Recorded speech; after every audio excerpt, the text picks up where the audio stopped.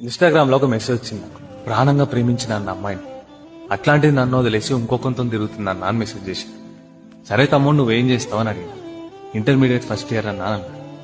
అమ్మాయి ఎందుకు వదిలేసింది అని అడిగితే పైసలు అన్న. పైసలు. ప్రాణంగా ప్రేమించిన నన్ను వదిలేసి పైసలు ఉన్నంతో తిరుగుతుంది అన్న అని చెప్పేసి చెప్పాడు. మరి నీ దగ్గర పైసలు లేవా అని అడిగిన. ఏదో నన్ను, నా దగ్గర పైసలు ఏడుంటాయన్న.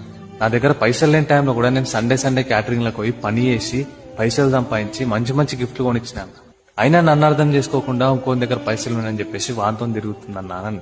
చూడు తమ్ముడు, నీకు ఒక విషయం చెప్పు.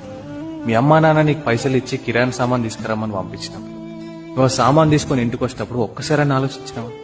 నానా సంకల్ నాకి ఇష్టం ఉన్నా ఇష్టం లేకున్నా ఏదో పని చేసి పైసలు సంపాదించి కిరాణా సామాన్ కొననీకే ఇబ్బంది పడుతున్నా మీ అమ్మా నాన్న అర్థం చేసుకుంటలేవు. వదిలేసిన అమ్మాయి గురించి ఆలోచిస్తున్నా తప్ప నా దగ్గర ఎందుకు పైసలు లేవని ఎందుకు ఆలోచిస్తుంది? అవే పైసలు సంపాదిస్తే నేను పేదోన్నా